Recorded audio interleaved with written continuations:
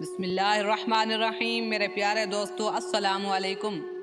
حضرت رابعہ بصری رحمۃ اللہ تعالی علیہ کی ولادت کی شب آپ کے والد کے یہاں نہ تو اتنا تیل تھا جس سے ناف کی مالش کی جاتی اور نہ ہی اتنا کپڑا تھا جس میں آپ کو لپیٹا جا سکتا، حتیٰ کہ بدحالی کا تو یہ عالم تھا کہ گھر میں چراغ تک نہ تھا، اور چونکہ آپ اپنی 3 بہنوں کے بعد تولد ہوئیں، اسی مناسبت سے آپ کا نام رابعہ رکھا گیا، کیونکہ رابعہ کا معنی بھی 4 ہوتا ہے۔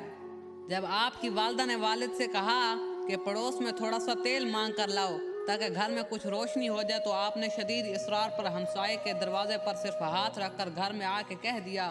وہ دروازہ نہیں کھولتا کیونکہ وہ بھی اللہ تعالیٰ کے ولی تھے، اور آپ یہ عہد کر چکے تھے کہ خدا تعالیٰ کے سوا کبھی کسی سے کچھ طلب نہ کروں گا۔ اسی پریشانی میں نیند آ گئی۔ حضور علیہ السلام کی زیارت ہوئی۔ آقا علیہ السلام نے تسلی و تشفی دیتے ہوئے فرمایا کہ تیری یہ بچی بہت ہی مقبولیت حاصل کرے گی، اور اس کی شفاعت سے میری امت کے 1000 افراد بخش دیے جائیں گے۔ اس کے بعد حضور نے فرمایا کہ والی بصرہ کے پاس ایک کاغذ پر تحریر کر کے لے جاؤ کہ تو ہر یوم 100 مرتبہ مجھ پر درود بھیجتا ہے، اور شب جمعہ میں 400 مرتبہ، لیکن آج جمعہ کی جو رات گزری ہے اس میں تو درود پاک بھیجنا بھول گیا، لہٰذا بطور کفارہ حامل لہٰذا کو 400 دینار دے دے۔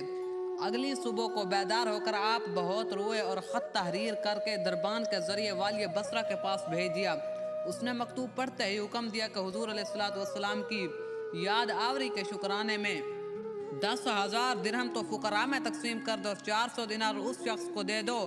اس شخص کے بعد والی بصرہ تعظیماً کود کر آپ سے ملاقات کرنے کا پہنچا اور عرض کیا کہ جب بھی آپ کو کسی چیز کی ضرورت ہو تو مجھے مطلع فرما دیا کریں۔ چنانچہ انہوں نے 400 دینار دے کر ضرورت کا تمام سامان خرید لیا۔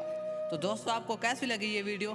اپنی رائے کا اظہار کومنٹ میں کیجیے گا، ویڈیو لائک، چینل کو سبسکرائب ضرور کیجیے گا۔ جزاک اللہ۔